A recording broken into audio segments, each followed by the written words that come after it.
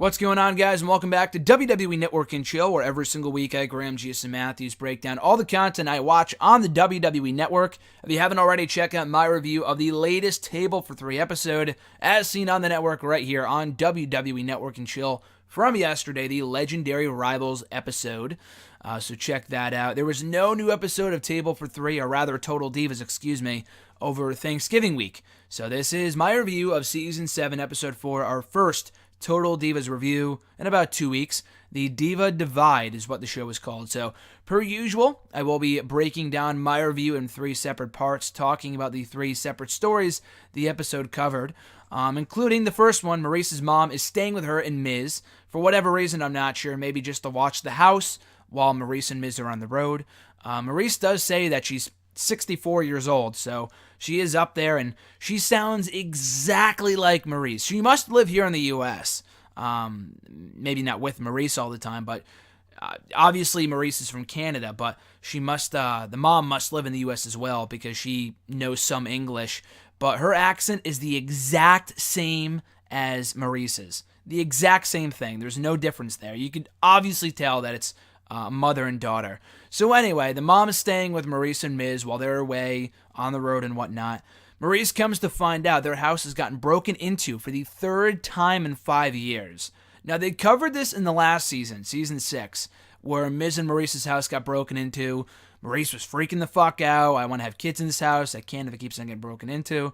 Miz says, hey, chill out. We got guns. Maurice got over it. So apparently not, because it happens again. And they have high fences, they have cameras, they never really broke into the house per se. They attempted to break in while the mom was home. They didn't get in, obviously, so Maurice is still freaking out. The mom is there, she feels like her mom is not safe, and she wants to have kids in this house, so what the fuck is she going to do? Miz says they're not going to be run out of their own house, so forget about it. We have guns, Maurice's mom can use a gun, and Maurice is like, dude, she's 64 years old. She's not going to use a gun. This is ridiculous. I feel so unsafe in this household. And I feel a lot of concern for my mother when she's not here, when we're not here, when she's here, when we're not here. Like, what the fuck am I supposed to do? So Miz and Maurice, specifically Miz's idea, they bring the mom to a shooting range. Again, a 64-year-old woman. Not to say that elderly people can't use guns, but for a 64-year-old woman that could barely speak English, might not be the best course of action. So she's not feeling too well about this. She doesn't feel safe at all. So Maurice has reservations about the whole thing. So what she does is put the house up for sale without telling the Miz, which, if you've been following Total Divas throughout the 6th season and throughout this season, then you would know this is nothing new. She does everything out without Miz's permission. And he gets mad. This is probably the most mad I've seen Miz with Maurice, but it's not even that mad. It's not like he's yelling at her or telling her, like, why the fuck did you do this? He's just stressing out. It's like, dude, you gotta put the hammer down here. You gotta put your foot down. Like, she is walking all over you. Now, I know Maurice is hot and whatnot, but it's like, come on, dude. You can't be such a pushover, especially when your fucking house is up for sale. And this made the media rounds. I think I remember seeing something about it on the dirt sheets or on wrestling news websites or whatever over the summer. So she's freaking the fuck out. She puts the house up for sale. Miz has no idea.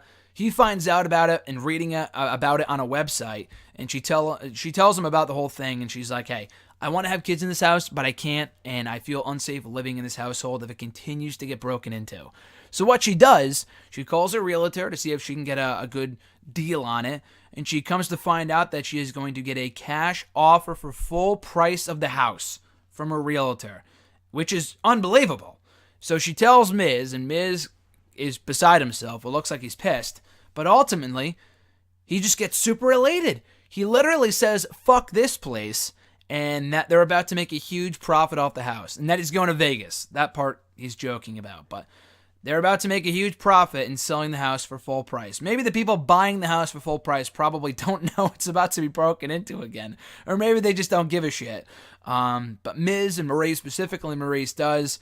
They're selling the house, and they're moving elsewhere.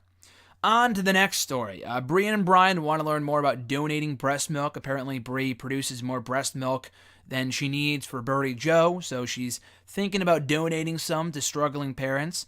and why they can't produce breast milk or the babies that are in the incubator, whatever. So she looks into that. And after kind of going through with it and agreeing to do 100 ounces before the big festival, or the drive, I guess is the word that I was looking for, being able to produce 100 ounces of breast milk in total before the big drive in a few weeks, she is struggling like crazy to produce this much breast milk. And obviously she's super busy with stuff. She's headed out to Comic-Con for the big Barbie convention. I think that was where they revealed the Barbie dolls for the WWE Women Divas or whatever, the women's wrestlers.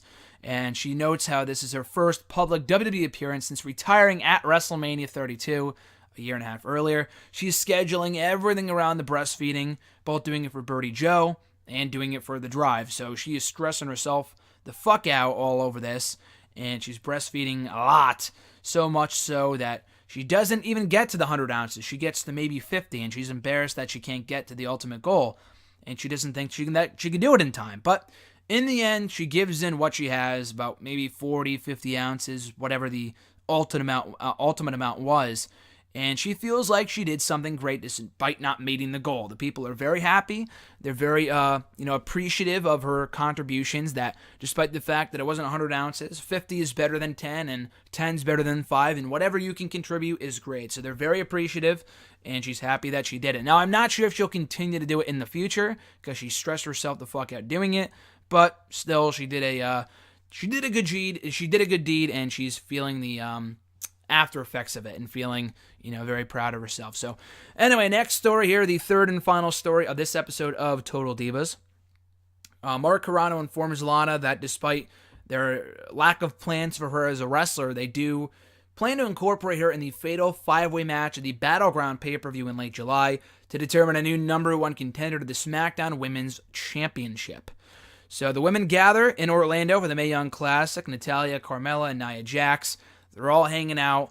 We don't really hear much about this story for the better part of the first half of the episode, because it's all about the Brie and Brian stuff and Maurice and Miz and whatever. So it kind of takes center stage in the second half. So like I said, the women gather for the Mae Young Classic just to be there for ringside and support the women taking part in the tournament. Natalya, Carmella, and Nia Jax. And Natalya is complaining to the other girls about Lana relentlessly texting her. Now, we saw a sneak peek of this earlier on in the season, and also in season 6, where Lana would bother Natalya about everything, about wrestling, about the wedding, and she's like, leaving the fuck alone. So Lana comes in, and she calls out Natalya for being annoying and says that Natalya is the one that's texting her all the time. Natalya's like, what the fuck are you talking about? So Lana just goes off. She says that none of the women are supportive, that Carmella and Alexa Bliss are the only genuinely nice people. So Nia Jax is standing right there. She's like, what the fuck are you talking about, girl?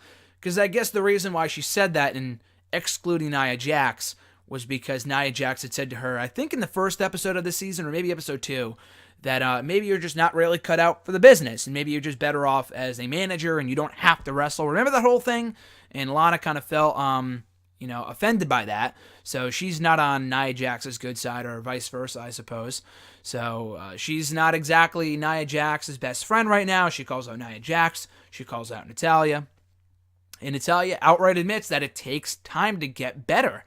It takes time. Like, I don't know what you want me to do. And Lana's like, you have to get me better. Like, I have to improve before the 5-way. We don't have too much time.